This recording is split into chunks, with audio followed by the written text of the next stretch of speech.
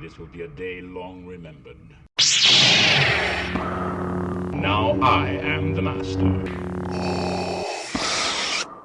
Welcome to another episode of Legends and Theories, and welcome to my review of the DC animated movie universe Justice League films. This is just going to be the one specifically focusing on the Justice League, and I'm going to save Justice League versus Teen Titans for a review of the Teen Titans DC animated movie universe films, and I will save Justice League Dark for one that's going to go with Constantine City of Demons. And I will save Apocalypse War for its own video because I want to talk about that one on its own. But yeah, so I'll be talking about the first three films in this: Justice League: The Flashpoint Paradox, Justice League War, and Throne of Atlantis.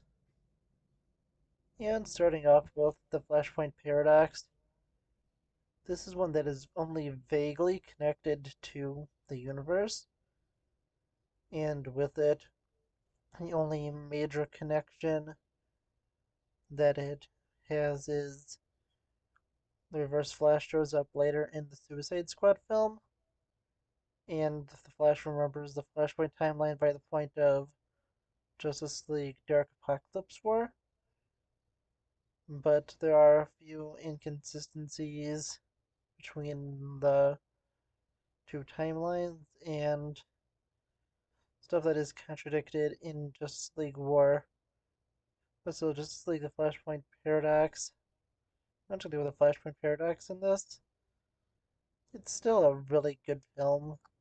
It's a great adaptation of the Flashpoint storyline and does such a better job than the Flash TV show and is going to be way more accurate than the Flash movie, which is, I think, still coming out next year. But yeah, I'm not going to go and talk about that because I don't want to do that. I just want to be pretty positive in this review. Unless one of the movies is bad, and none of them are bad, so I just had to do like two bad reviews in a row with one of the Harley Quinn centric films in the DCEU besides the Suicide Squad yesterday. And then I just finished the Miss Marvel review, and honestly, I just want to be way more positive mindset right now because I don't like having too many negative reviews on the channel. But when I'm going for one universe, I'm just going to go for basically everything in it. And yeah, honestly, just going back to this film, we have some great adaptations of characters. The Flash is really good in it, but we got some of the best ones with Flashpoint, Batman, Aquaman, and Wonder Woman all being unique and anywhere from more violent to fully evil. And some of the other versions like Cyborg and Shazam they were okay. They're definitely not, super interesting, but they're just there to be side characters, and it's way more interesting to see the full-on evil Wonder Woman and Aquaman fighting, and just Thomas Wayne's Batman being really brutal.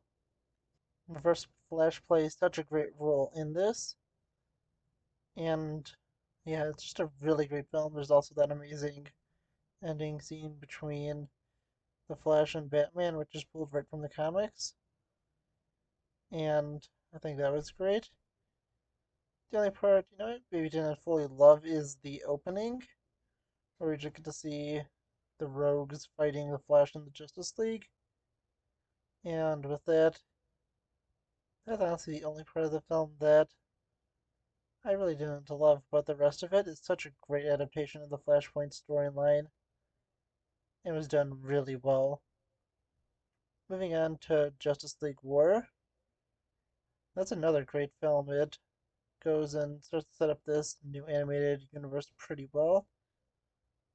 we get our introductions to most of the League. We get a more unique lineup like we do in the Snyderverse, but this one is Batman, Superman, Wonder Woman, Flash, Green Lantern, Shazam, and Cyborg. And with it, you do get the accurate number of 7 being the members of the Justice League. Although Shazam and Cyborg are typically not founding members.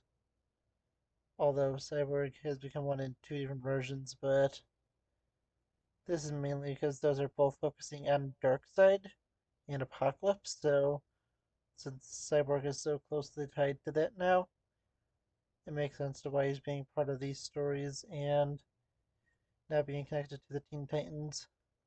And this movie is crucial to setting up the entire universe, since with it we get Darkseid introduced and he serves as the main villain of this universe.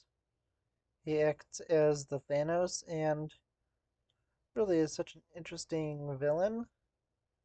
We get to see just how these heroes come together, and there are some contradictions to Flashpoint where the Flash doesn't even know that Batman exists, although we could say he lost his memories or something and regains them around the point of when Flashpoint something would happen later in the timeline. But yeah, honestly, I don't know about that. And yeah, I think that we just need a little bit better of an explanation. But yeah, honestly, I really do enjoy Justice League War. It's interesting to have Darkseid as a villain in there and see his first defeat, but know that he's going to keep coming back, and he does keep coming back. He appears in the, I can think of the movie's name, Reign of Superman and Apocalypse War. I think there might have been a few other times he appears, but yeah, the storyline with him was handled really well. Finally, moving on to the last film in this, which is Throne of Atlantis. And this is an Aquaman movie.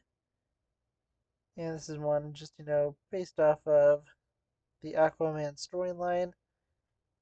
I think it was handled pretty well, although it's definitely the weakest of the three. With it, we have villains like Ocean Master in it and Black Manta. And yeah, I think it's definitely the most forgettable of all of the movies. Matt Lanter, who plays Yankee Skywalker in the Clone Wars, does play Aquaman. But yeah, honestly, this is just one of the more forgettable ones. And it's not essential, but it's still a fun movie, and it still is really good. I would definitely recommend to watch it. But it's just, it feels like one of the more optional movies in this, and it's not super memorable. But still, I do like it, and with everything in it, we get to see the Aquaman story told before the movie came out, with it being the Aquaman movie I'm talking about.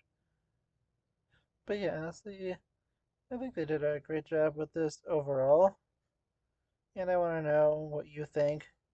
Please let me know in the comments, and I'll see you all in the next episode of Legends and Theories. Thank you for watching this episode of Legends and Theories. Please subscribe, like the video, share the video, leave a comment, check out the video on screen, and may the Force be with you.